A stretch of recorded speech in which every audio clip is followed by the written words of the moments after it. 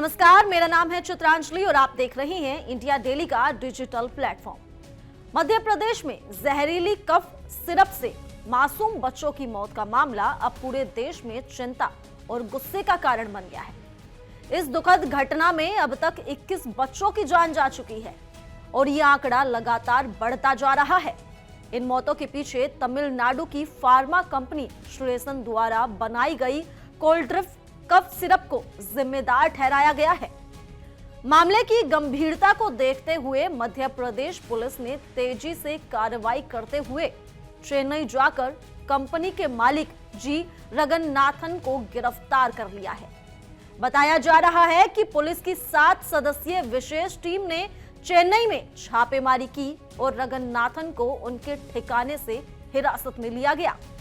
73 वर्षीय रगन्नाथन pharma industry में दशकों से काम कर रहे थे और उन्होंने पहले प्रोनेट जैसे न्यूट्रिशनल सिरप के जरिए एक भरोसेमंद पहचान बनाई थी, लेकिन अब उनकी कंपनी पर बहुत ही गंभीर आरोप लगे हैं, मासूम बच्चों की मौत के आरोप।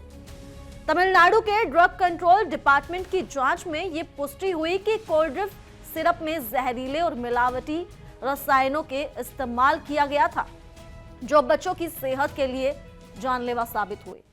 सिरप के सेवन के बाद बच्चों में गंभीर लक्षण देखे गए और इलाज के बावजूद उनकी जान नहीं बचाई जा सकी। ऐसे में देश भर में गुस्से का माहौल था। हर कोई कंपनी के मालिक की गिरफ्तारी की मांग कर रहा था और अब आखिरकार पुलिस ने कंपनी के मालिक को गिरफ्तार कर लिया है। जांच के दौरान यह भी सामने आया कि चेन्नई बेंगलुरु हाईवे पर स्थित श्रेयसन का करीब 2000 वर्ग फुट का उत्पादन संयंत्र अब सील कर दिया गया है। इसके अलावा चेन्नई के इलाके में स्थित कंपनी का रजिस्टर्ड दफ्तर भी बंद पड़ा है। स्थानीय लोगों ने बताया कि पिछले हफ्ते रात के कुछ समय कुछ कर्मचारियों ने ऑफिस से कई सामान और दस्तावेज हटाए थे, जिससे शक पैदा होता है कि शायद सबूत मिटाने की कोशिश की गई हो। पुलिस अब इस एंगल से भी जांच कर रही है कि क्या रगन्नाथन और उनके साथियों ने सबूत को छिपाने या नष्ट करने का प्रयास किया था। मध्य प्रदेश सरकार ने इस घटना को बेहद गंभीरता से लेते हुए श्रेयसन कंपनी की सभी दवाओं पर तत्काल प्रभाव से प्रतिबंध लगा दिया है और लोगों से अपील की है कि उनकी सिरप का उपयोग तुरंत बंद कर दें। वहीं सरकार ने पीड़ित परिवारों को न्याय दिलाने का वादा करते हुए मुआवजा देने की भी घोषणा की है। तमिलनाडु के ड्रग कंट्रोल डायरेक्टोरेट द्वारा 4 अक्टूबर को सौंपी गई लैब रिपोर्ट में साफ तौर पर बताया गया कि कोल्ड ड्रिफ्ट सिरप में खतरनाक और जहरीले तत्व पाए गए, जो अंतर्राष्ट्रीय गुणवत्ता मानकों के खिलाफ थे। ये सिरप खासकर बच्चों को सर्दी खांसी से राहत देने के लिए बाजार में बेचा जाता था, लेकिन इसके इस्तेमाल से कई मासूमों की जिंदगियां छिन गई।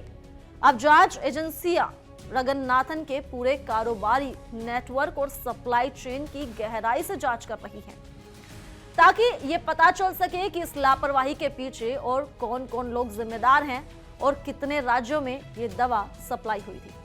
ये मामला न केवल एक फार्मा कंपनी की लापरवाही को उजागर करता है, बल्कि पूरे देश में दवाओं की गुणवत्ता और नियमन को लेकर गंभीर सवाल भी खड़े करता है। अब ये देखना होगा कि इस मामले में आगे क्या कदम उठाए जाते हैं और क्या पीड़ित परिवारों को न्याय मिल पाएगा।